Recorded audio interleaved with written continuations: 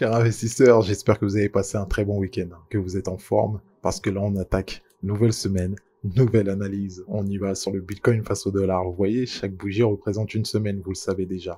On voit que la semaine précédente a donc eu l'occasion de se clôturer de manière haussière. C'est bien, on a clôturé au-dessus des 35 000. C'est pas pour nous déplaire, ça donne peut-être un léger espoir, on va le voir, comme on a pu le voir donc durant la journée d'hier. Sacré rebond quand même, mais encore une fois, il faut faire très attention. Très attention, il faut pas être dupe non plus, puisque là on le voit directement qu'on a ouvert notre semaine en cours, on est allé se loger juste en dessous justement de ces fameux niveaux des 35 000. Donc la manière de réagir à ça, c'est d'être prudent parce que, encore une fois, on est entre deux bornes très claires qui ne font que rejeter le prix. Au-dessus des 35 000, on est attiré justement en dessous, et en dessous, on est attiré au-dessus. Donc c'est encore une fois ce niveau tendu des 35 000 qui ne fait que nous tenir un petit peu, qui agit encore une fois, on le répète, comme un aimant. C'est un niveau clair, un niveau fort, d'où l'ensemble de ces mèches que vous voyez juste ici. Ce n'est pas pour rien. Si on n'a toujours pas clôturé en dessous de ce niveau, ça témoigne aussi de la défense, certes dans un premier temps des acheteurs, mais aussi la volonté de continuer à latéraliser, comme on l'a spécifié par le passé. Unité de temps journalière, on aperçoit assez bien cette consolidation qui se voit assez bien et qui saute aux yeux. Actuellement, ce qu'on est en train de nous dessiner là, c'est un triangle. Un triangle ascendant, on le voit assez bien. C'est pas besoin forcément de le dessiner. Peut-être que dans les unités de temps inférieures, on voit de manière plus précise le canal ascendant qui se dessine également. Donc on voit que là actuellement on est en train de taper sur la borne basse de ce canal ascendant. Peut-être que ça constituera une sorte de rebond qui pourra un petit peu nous propulser sur des niveaux bien plus élevés. La construction d'une tendance haussière est claire en fait. Là on le voit assez bien, bien qu'actuellement elle commence à être remise en cause si elle devrait se perpétuer par l'engendrement de la cassure justement de cette zone basse de ce canal ascendant. Les indicateurs nous témoignent également que, encore une fois de plus, l'inquiétude est partielle, puisque là on commence à réintégrer le nuage. On ne l'a pas cassé vers le bas, on est en unité de temps 4 heures. Ceci dit, on est en plein rebond au niveau de la Kijun qui compose Ishimoku. Donc corrélé à ça, rebond dynamique plus rebond au niveau de ce fameux support de canal ascendant, on pourrait peut-être songer à un petit rebond assez régulièrement, assez tout proche là. Donc on va voir, on va se concentrer sur ça durant cette journée. Donc si les acheteurs le permettent, si ils ont encore la force de défendre ce niveau des 35 000 à la hausse, on va voir encore une fois un regain haussier qui semblera assez pertinent. Donc oui, vous apercevez assez bien que toute la tendance haussière qui a été créée hier. Attention cependant, très attention, on voit que là actuellement on est toujours au sein du nuage, ça correspond assez bien avec nos interprétations effectuées dans les unités de temps supérieures, on ne l'a pas cassé vers le bas. À partir du moment où on le cassera vers le bas, ça sera corrélé avec la cassure donc de ce support de canal ascendant.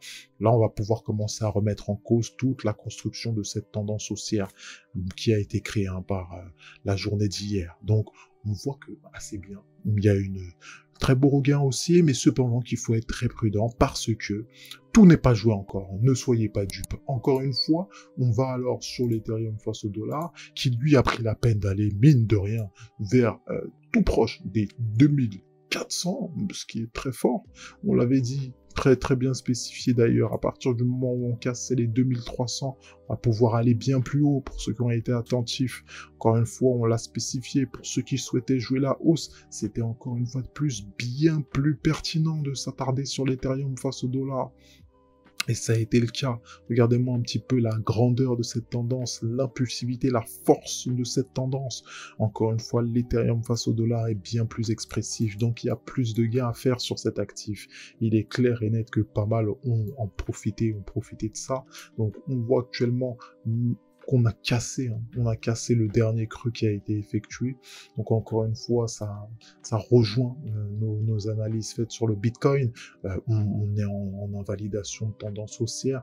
Ceci dit, on attendrait vraiment la cassure totale du nuage pour vraiment là, ok, se dire là c'est compliqué, ils ont perdu toute leur force, c'était assez beau, ça aurait pu continuer, mais ils n'ont pas su maintenir en tout cas leur position. On voit On voit très bien hein, en unité de temps 4 heures. La cassure de Tenkan est manifeste. Qu'est-ce qu'on est en train de nous créer là comme structure? Vous ne voyez pas? Eh ben, ça saute quand même aux yeux. On constate là une sorte de tasse avec anse qui est assez clair, mais encore une fois, là, on en était de temps 4 heures. Si elle aurait pu bien continuer cette tasse avec anse hein, en nous amenant bien plus haut, mais actuellement, on effectue un rebond au sein de la structure.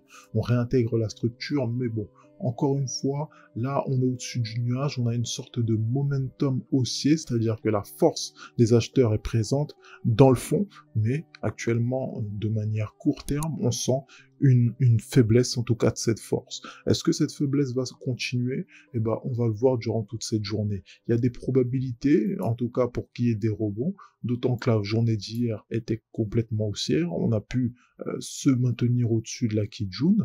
Bah, c'était encourageant, mine de rien. Mais là, notre journée directement commence à avaler la moitié de la journée précédente quand on parle du corps de bougie. Ça, c'est des interprétations hein, en termes de price action qui sont quand même importantes. Si dès le début de la journée, on commence directement à aller plus de la moitié de la bougie précédente, ok, donc là, ça veut dire que la force qui était présente hier, bah, mine de rien, elle s'est affaiblie très très rapidement.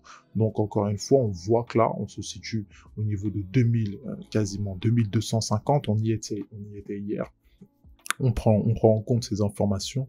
Bon, 2200, 2200, 2130 pour ceux qui visent la vente. Hein. C'est des niveaux assez clairs et assez pertinents. Pour ceux qui visent la hausse, bah, vous le savez, c'est à notre portée. Là, on a les 2300, 2350. Encore une fois, c'est assez simple. Des niveaux psychologiques sur lesquels on peut travailler en fonction de les directions qu'on souhaite. Hein. Actuellement, vous voyez que on a bien clôturé hein, de manière haussière notre semaine précédente sur l'Ethereum face au dollar. Là, le chandelier est beaucoup plus beau que sur le Bitcoin, il faut le dire. On avale, même pour ainsi dire, la semaine précédente. C'est un signal encourageant. On va pas se mentir, c'est un signal encourageant hein, pour l'Ethereum face au dollar. Mais il faudrait bien continuer, en tout cas, cette force qui a été initiée. Voici, en somme, les informations de ce qui s'est passé durant la semaine d'hier, les perspectives durant la semaine à venir. On prend en compte toutes ces informations et on gère le portefeuille au mieux. Ceci étant dit, vous le savez, on vous souhaite de meilleurs trades. Prenez soin de vous, de vos finances. Et quant à nous, on se retrouve à la prochaine. Bye bye.